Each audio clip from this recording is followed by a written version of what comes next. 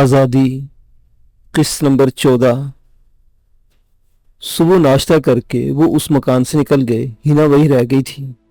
उनकी गाड़ी गली में उसी जगह मौजूद थी जहां रात को खड़ी की थी।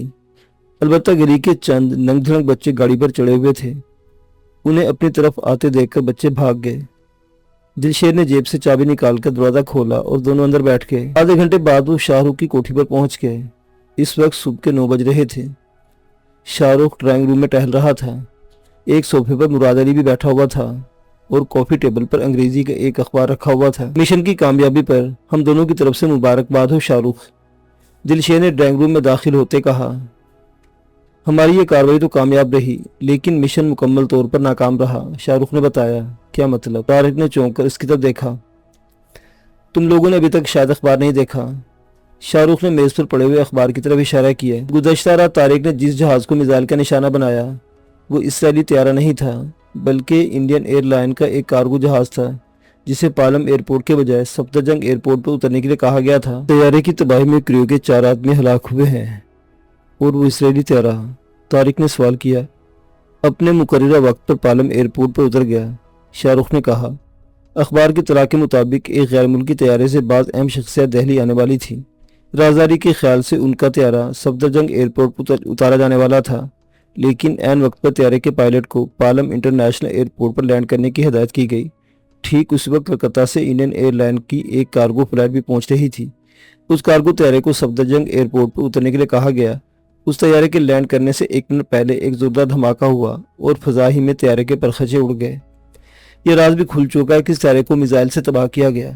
हुकाम को सफदरजंग के मकबरे की छत से रॉकेट लॉन्चर भी मिल गया है और अब उन तखरीबकारों को तलाश किया जा रहा है जिन्होंने तैयारे को तबाह किया है। तारिक ने मेज पर से अखबार उठा लिया। वो हिंदुस्तान टाइम्स था। पहले सफ़े की हेडलाइन इंडियन एयरलाइन के तैयारे की तबाही से मुतल्लिक थी। तैयारे के बिखरे हुए मलबे की चंद तस्वीरें भी थीं। तारिक खबर पढ़ता चला गया। खबर का मतन वही था जिसका खुलासा शाहरुख बयान कर चुका था। उसने अखबार मेज पर डाल दिया। उसके चेहरे पर मायूसी भर आई। परेशान न हो मेरे दोस्त, शाहरुख ने उसके कंधे पर हाथ रखते हुए कहा।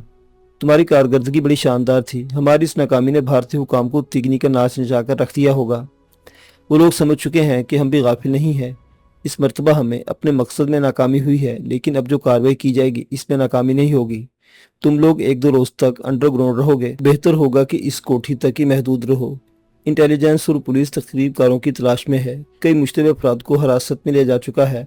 मैं नहीं चाहता कि तुम में से कोई पुलिस की नज़रों में आ जाए। प्रकाश ने हमारे साथ धोखा तो नहीं किया? तारिक ने कहा। नहीं, वो ऐसा नहीं कर सकता। शाहरुख ने नफी में सर हिला दिया। हमारे साथ धोखा करके वो अपने आप को तबाह नहीं करना चाहेगा। उसने इसराइली तैयारे की आमद के बारे में जो इत्तला फराहम की जो बिल्कुल दुरुस्त थी।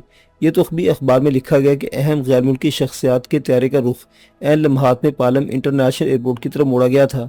इस सिलसिले में हम प्रकाश को कोई इल्ज़ाम नहीं दे सकते, लेकिन मेरे ख्याल में उस पर निगाह रखना ज़रूरी है। तारिक बोला। उस पर निगाह रखने के लिए गुलाबदीन मौजूद है, शाहरुख ने मुस्कुराते हुए कहा। गुलाबदीन प्रकाश का काबिल एतमाद दोस्त है। वो गुलाबदीन को भी मजलूम समझता है। उसके ख्याल में गुलाबदीन भी उसी की वजह से फंसा था। वो अपनी कोई बात गुलाबदीन से नहीं छुपाता। उसकी तरफ से हमें ज़्यादा तरद्दुद की ज़रूरत नहीं। हमें गुलाबदीन से हर बात मालूम होती रहेगी। शाहरुख ने खामोश होकर घड़ी देखी, फिर बोला। तुम लोग अब आराम करो, मैं एक ज़रूरी काम से जा रहा हूँ। वापसी के वक्त का तयन नहीं किया जा सकता। शाहरुख बाहर चला गया। वो तीनों ड्राइंग रूम में बैठे बातें करते रहे। शाहरुख जब वापस पहुंचा तो रात के 2 बज रहे थे। सब लोग सो चुके थे, सिर्फ तारिक जाग रहा था। क्या बात है, नींद नहीं आ रही? शाहरुख ने उसकी तरफ देखते हुए कहा। यूं ही कुछ बेचैनी सी महसूस हो रही है, तारिक ने जवाब दिया। मैं तुम्हारी इस बेचैनी की वजह समझ रहा हूँ, शाहरुख ने कहा। आज मुझे उस मुकाम का भी पता चल गया है जहाँ दहशतगर्द छापामार जंग की तरबियत के लिए कैंप कायम किया जा रहा है। परसों सुबह इस कैंप में बाकायदा ट्रेनिंग शुरू हो रही है। हम परसों सुबह सूरत हाल का जायजा लेने के बाद उसी रात अपनी कार्रवाई करेंगे। ये कैंप कहाँ लगाया जा रहा है? तारिक ने पूछा। दरिया जमुना के दूसरे किनारे, शाहरुख ने जवाब दिया। मेरी इत्तला के मुताबिक खेतों के दरमियान कई एकड़ रकबे को कैंप में शामिल किया जा रहा है। चारों तरफ खारदार तारे लगाई गई है और बड़े सख्त हिफाजती इंतजाम किए गए हैं। किसी आम आदमी को उस तरफ जाने की इजाज़त भी नहीं है। गुड, तारिक बोला। मैं अपनी कल की नाकामी का बदला लेने के लिए बेचैन हो रहा हूँ। इस मौका से पूरा फ़ायदा उठाने की कोशिश करूँगा। अब तुम सो जाओ, शाहरुख ने कहा।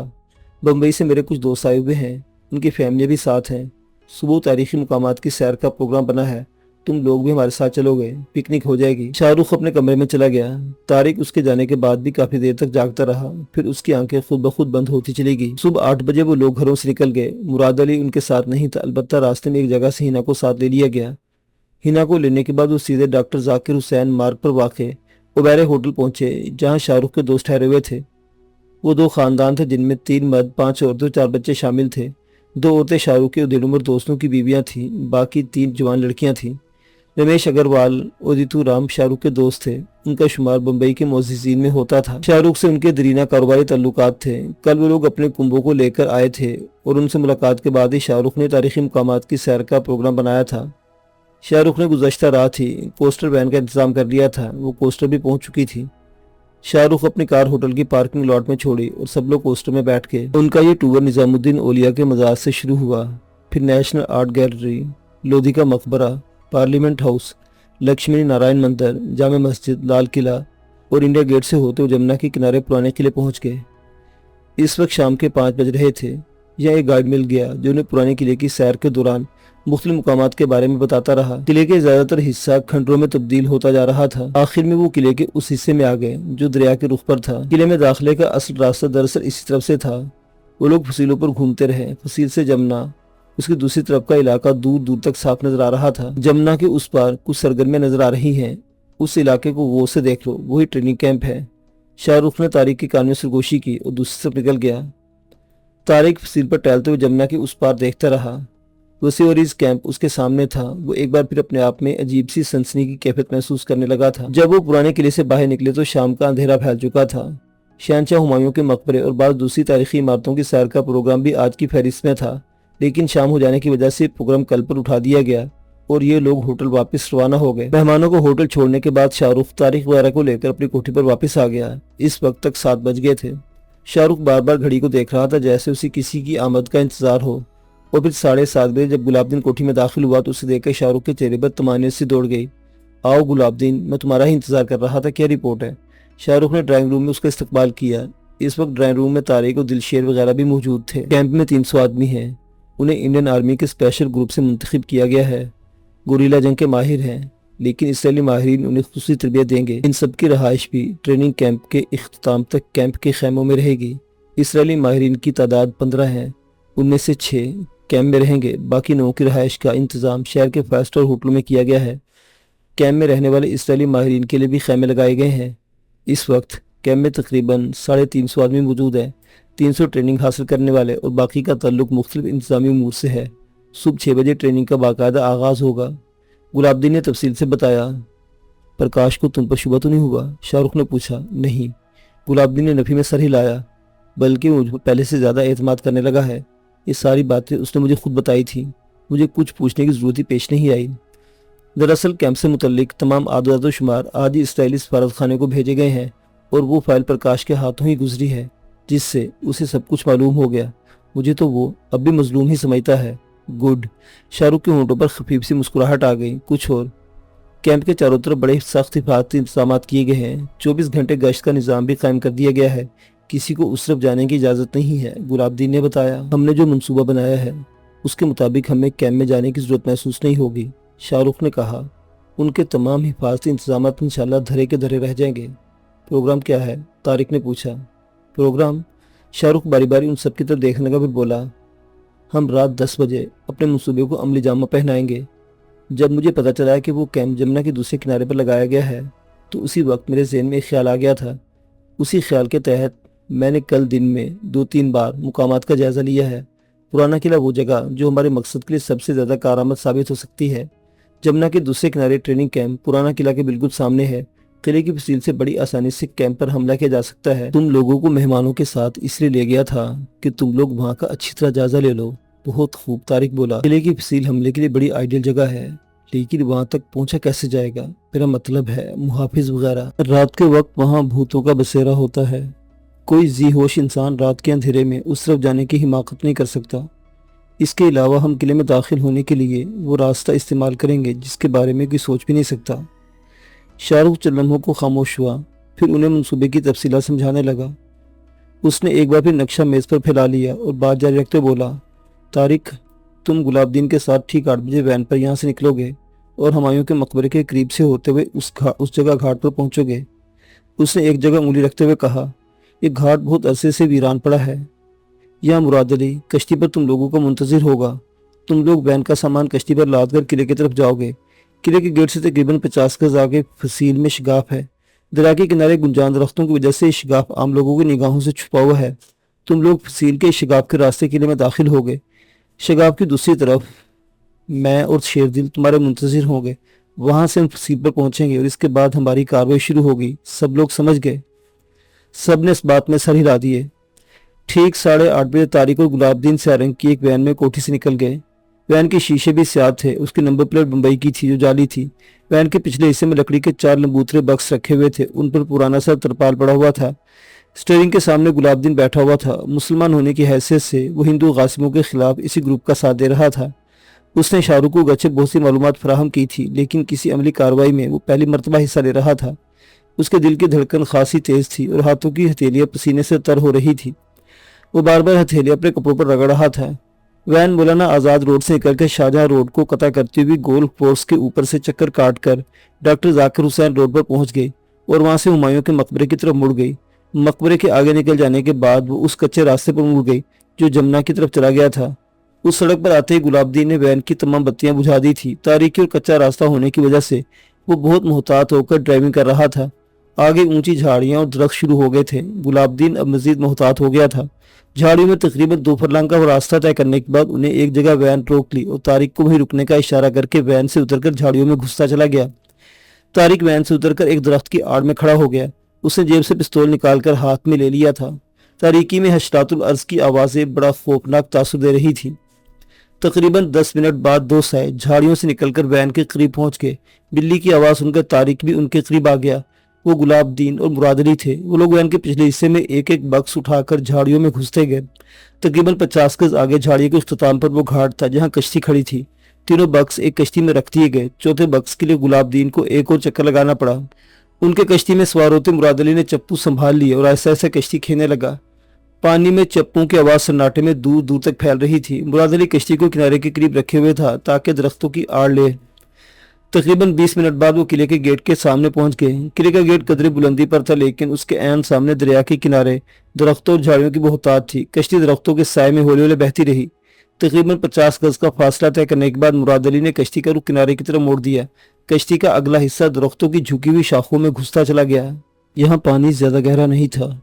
मुराद अली ने कश्ती की रस्सी एक दरख्त के शाख से बांध दी और वो तीनों पानी में उतर आए। उन्होंने एक एक बक्स उठा लिया था। चौथे बक्स के लिए गुलाबदीन को एक बार फिर चक्कर लगाना पड़ा। किले की फसील दरिया के किनारे से तकरीबन 20 फीट दूर थी और वहां तक कद्दे-आदम झाड़ियां फैली हुई थी। वो झाड़ियों में उलझते हुए किले की फसील तक पहुंच गए। दूसरी तरफ पहुंचने में उन्हें ज्यादा दुश्वारी पेश नहीं आई थी, जहां दिलशेर और शाहरुख उनके मुंतजिर थे। किले की फसील पर जाने के लिए सीढ़ियां बनी हुई थी जो इम्ताद जमाना से टूट चुकी थी, लेकिन इनके जरिए फसील तक पहुंचा जा सकता था। और वो फसील पर एक जगह रुक गए।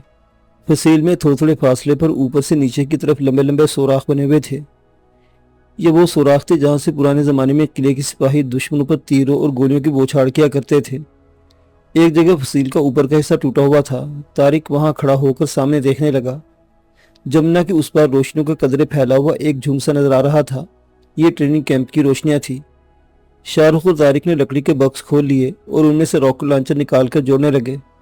तकरीबन 10 मिनट बाद वो चारों लॉन्चरों में स्टिंगर फिट कर चुके थे। इस वक्त 10 बजने वाले थे। शाहरुख, तारिक, मुराद अली और दिलशेर ने एक एक रॉकेट लॉन्चर उठाकर अपने अपने कंधों पर लाद लिया और एक दूसरे से कुछ फासले पर खड़े होकर उनके फोकस सेट करने लगे। गुलाबदीन उनसे कुछ फासले पर खड़ा किले की वीरानी को घूर रहा था।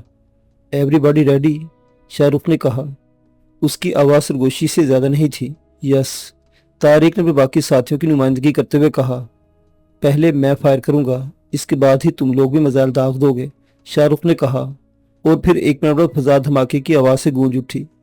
लॉन्चर से निकला वो मिसाइल रोशनी की लकीर छोड़ता दरिया जमुना अबूर करके ट्रेनिंग कैंप के ऐन वस्त में गिरा। इसके फौरन बाद वक्फे वक्फे से 3 और मिसाइल फायर हुए। ये तीनों मिसाइल कैंप में मुख्तलिफ जगहों पर गिरे। धमाकों के साथ ही कैंप में मुख्तलिफ जगहों से आग के शोले उठते नजर आए। उन्होंने रॉकेट लॉन्चर फसील पर फेंक दी और फसील से उतरने के लिए शिकस्ता सीढ़ियों की तरफ दौड़े। वो फसील के शिगाफ के करीबी पहुंचे थे कि एक तरफ से दौड़ते हुए कदमों की आवाज सुनाई दी। सन्नाटे में ये आवाज धमाके पैदा करती महसूस हो रही थी। तारिक और उसके साथियों ने जेबों से पिस्तौल निकाल लिए, लेकिन वो रुके नहीं। रुक जाओ वरना गोलियों से भून दिए जाओगे। दाईं तरफ एक भारी आवाज सुनकर उनके कदम रुक गए। तारिक का दिल उछलकर हलक में आ गया। वो पुलिस वाले थे जिन्होंने उन पर राइफलें तान रखी थी। तारिक के साथियों ने पुलिस वालों पर बेवक्त फायर खोल दिया और इसके साथ ही उन्होंने शिगाफ की तरफ छलांगें लगा दी। सबसे पहले गुलाबदीन, उसके पीछे शाहरुख, फिर शेरदिल और उसके बाद तारिक ने छलांग लगाई। मुराद अली सबसे पीछे था। पुलिस वालों ने भी फायर खोल दिए। इसके साथ ही फजा में मुराद अली की चीख की आवाज गूंज उठी। उसका जिस्म छलनी हो गया था। वो तारिक से 1 गज पीछे गिरा। तारिक ने मुड़कर उसे पकड़ना चाहा, मगर पुलिस वाले जबरदस्त फायरिंग कर रहे थे। भाग जाओ, तुम भाग जाओ, मुराद अली चीखा।